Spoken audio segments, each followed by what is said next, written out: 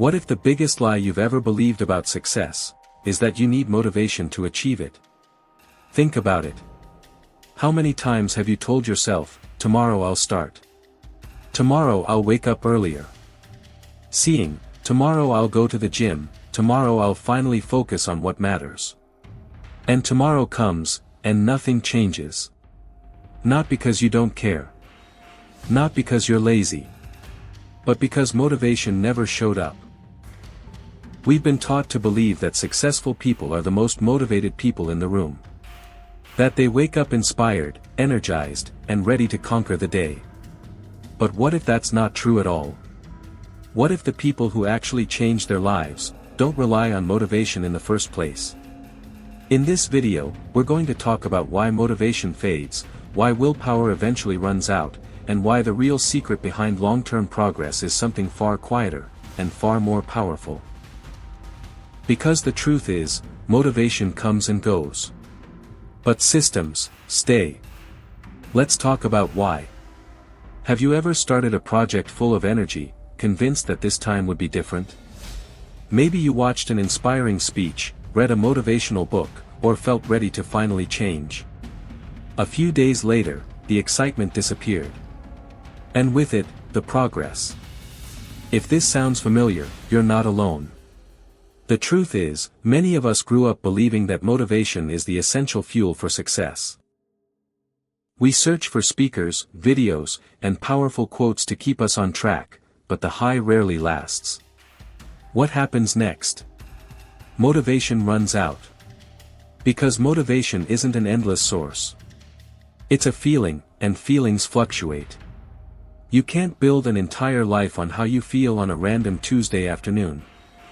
The problem is that when motivation disappears, guilt shows up. We start labeling ourselves as lazy, inconsistent, or the kind of person who never finishes what they start. These stories we tell ourselves, based on shame, not facts, slowly become our identity. And then every slip becomes proof. Experts are clear, waiting for the right mood to take action is a trap. If you're waiting to feel like making that call, finishing that report, or starting that workout routine, you might be waiting forever. This isn't about willpower.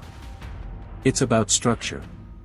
Motivation might help you take the first step, but it won't sustain the journey.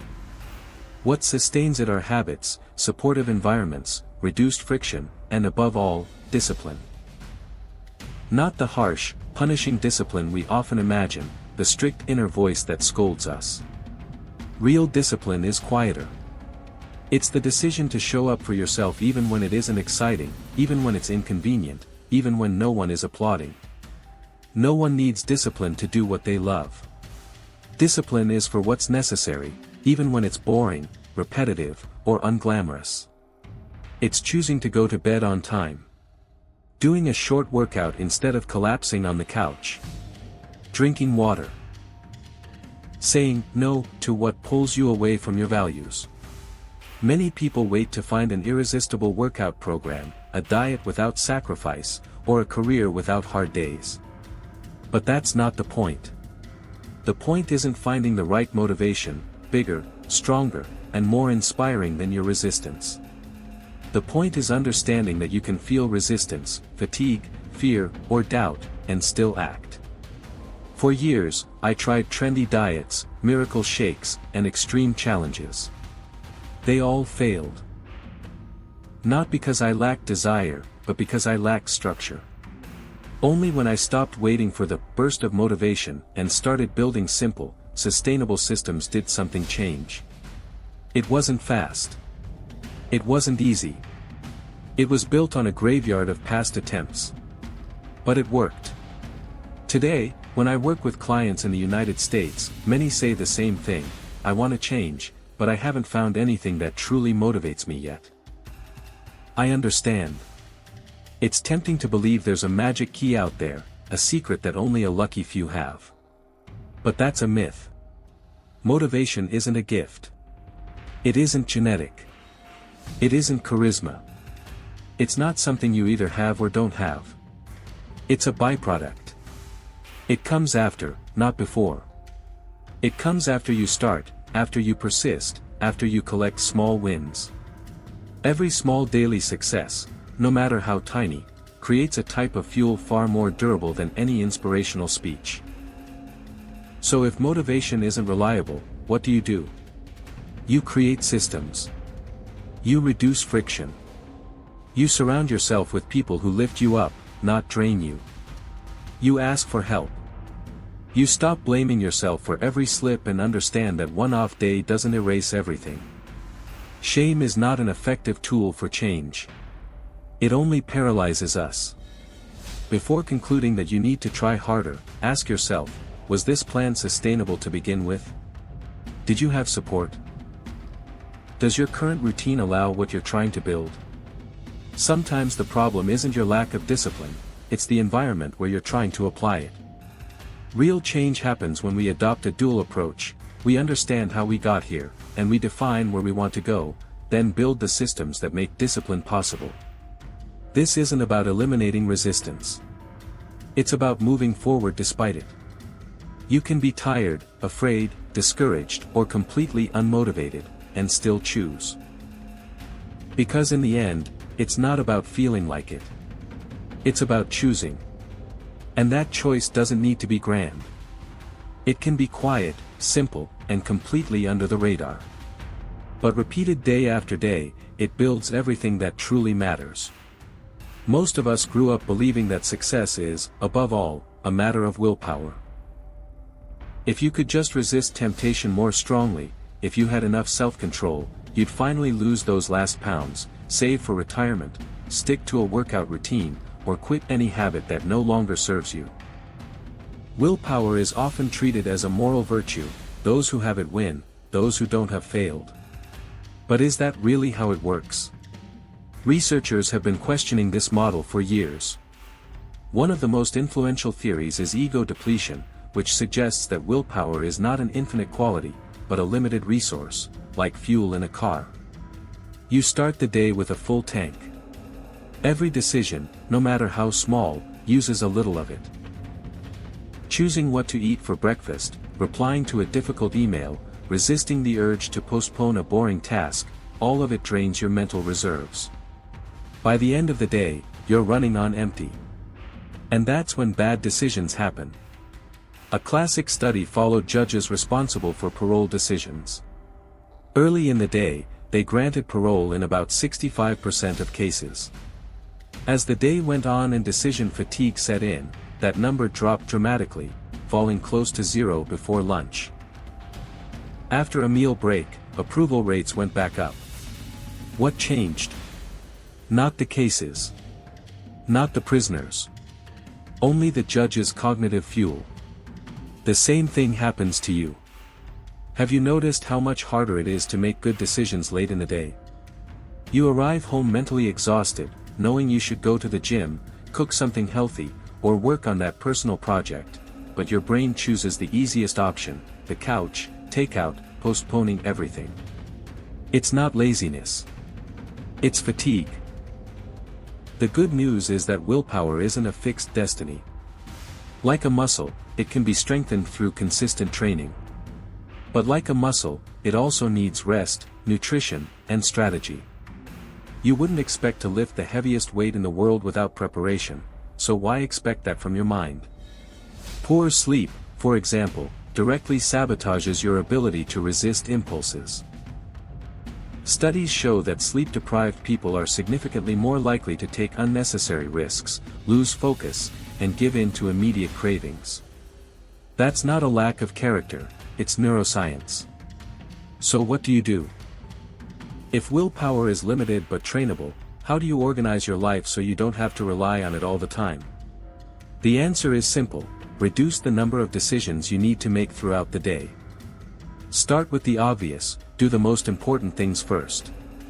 Your mental energy peaks in the first hours after waking. Use that time for work that truly requires focus. Crucial meetings, difficult decisions, creative tasks, schedule them in the morning. Leave operational work and small decisions for later. Then learn to automate and eliminate. What can you decide once and never think about again? Steve Jobs wore the same outfit every day to avoid spending cognitive energy on clothing. Barack Obama publicly said he only wore blue or gray suits for the same reason. You don't have to go that far, but you can create decision-free morning rituals: what you eat, what you wear, how you start your day. The fewer small choices you make, the more willpower you preserve for the big ones. Feed your brain, literally. Stable glucose levels, proper hydration, and regular breaks every 60 to 90 minutes help keep your cognitive energy balanced. It sounds basic, but it's the first thing we ignore on busy days. And finally, simplify. The Pareto principle, the classic 80-20 rule, applies perfectly here. Identify the 20% of activities that generate 80% of your results and focus on them. The rest? Eliminate, delegate, or reduce. The less time you spend on what doesn't matter, the more energy you'll have for what truly does. In the end, willpower isn't about heroically resisting every temptation. It's about creating a life where you need to resist less. It's about structure, not heroism. And this applies not only to you, but to everyone around you. Your spouse, your children, your parents, your friends, everyone is dealing with decision fatigue every single day. Once you understand that, compassion becomes easier. Helping becomes easier. Maybe it's suggesting a simpler morning routine for your kids. Maybe it's taking the pressure off your partner to decide dinner every night. Maybe it's simply recognizing that when someone is irritable or impulsive at the end of the day, it's not bad character, it's mental exhaustion. Willpower doesn't fail because you are weak. It fails because you are human. And humans work best when we stop treating willpower as a test of character and start treating it as the finite and precious resource it truly is. If this is resonating with you so far, take a moment to like the video and subscribe to the channel. It really helps the channel grow and allows me to keep creating content like this. In the next chapter, we'll talk about the real game changer, how systems quietly transform your life over time. Have you ever noticed how, at the beginning of a new project, everything feels possible? The energy is there. The focus is there. The excitement carries you through the first few days. You believe that this time is different. And then, a few weeks later, the excitement fades. Routine comes back. Laziness shows up. And you ask yourself, what happened to all that enthusiasm? The answer is simple: motivation left. And it always will. Motivation isn't reliable. It doesn't show up in the morning just because you have a deadline. It doesn't respect your commitments. It comes and goes like a guest, never like a resident. And yet, most of us still insist on treating it as the foundation of progress. That's the mistake. What truly transforms lives isn't bursts of motivation, but consistent systems. Systems don't care about your mood. They don't get tired. They don't have an existential crisis at 3 p.m. on a rainy Wednesday. They just work. Think about compound interest. A 1% improvement per day doesn't seem like much. But by the end of a year, you don't have 365% more, you have 3,700%. That's how systems operate. Small actions repeated daily don't add up, they multiply. Today's habit makes tomorrow's repetition easier, and next week's practice becomes automatic. It's the silent math of consistency. Motivation, on the other hand, is a spark. It lights the fire, but it doesn't keep the flame alive. You don't heat a house by throwing burning matches through the window. You need structure. You need firewood. You need a fireplace designed to burn for hours. You need a system. Here's how this works in real life. When work depends on motivation, you negotiate with yourself every morning. Am I going today? It becomes an emotional negotiation, and emotions are terrible negotiators. They give in to fatigue, fear, and laziness. But when work depends on a system, there's nothing to negotiate. The system decides. You execute. That's why morning routines work, not because they're magical, but because they eliminate the need to decide. You don't need to feel like brushing your teeth. You just do it. What would happen if you treated your most important tasks the same way? No deliberation. No negotiation. Just execution. Research in organizational behavior shows that teams implementing structural supports, like meeting-free mornings or accountability systems, achieve habit adoption rates up to 41% higher. The system carried the weight that willpower would have had to carry alone. One of the most fascinating concepts in this area is implementation intentions. The formula is simple. If situation, then I will action. If it's 6:30 a.m., then I go for a run. If I finish lunch, then I spend 20 minutes on my project. If I feel the urge to mindlessly scroll, then I stand up and drink water. These statements remove the decision. You've already decided in advance. The moment simply executes. Research shows that implementation intentions significantly improve goal achievement, far more than vague intentions. Because once again, it's not about wanting. It's about structuring. A 28-day study using health apps in the United States found that reminders based on implementation intentions significantly increased the likelihood of people reaching their goals. Even more interesting, the effect improved over time. The more you practice the system, the stronger it becomes. Just like a habit. Now think about your phone. It has an operating system. iOS, Android, it doesn't matter. You can be tired, distracted, or unmotivated. The system keeps running. Apps open. Messages send. The calendar syncs. You don't need to believe in your phone for it to work. You just need the system to exist. Your life can have an operating system too. A set of rules, routines, and structures that work regardless of how you feel. This isn't about never feeling lazy, that's unrealistic. It's about having a plan for when laziness shows up. It's about knowing exactly what to do on Monday morning even if you slept badly. It's about clear metrics, defined boundaries, and a shutdown ritual that prevents you from working yourself into exhaustion. When you have this, something interesting happens. You stop hating yourself for not being disciplined enough. Because it's not about heroic discipline. It's about design. It's about asking, how can I make the right action easier than the wrong one, instead of, why am I so weak? It's putting your workout clothes next to your bed the night before. It's automating your savings before you can spend the money. It's blocking 90 minutes for deep work on your calendar and treating it as a non-negotiable appointment, not with your boss, but with yourself. Talented people are everywhere. Consistent people are rare. And consistency doesn't require genius. It only requires showing up. Every day. Even when it isn't pretty. Even when no one is watching. Even when motivation caught the 9 a.m. flight and has no return scheduled. That's why systems always beat motivation. Not because motivation is useless, it's useful for starting. For taking the first step. For believing change is possible. But it doesn't sustain. It doesn't build. It doesn't carry you through the year, the project, the journey. Structure does. Habit does. The quiet commitment to the process, repeated so many times it becomes automatic. The system. And the best part? Anyone can build one. It's not a gift. It's not luck.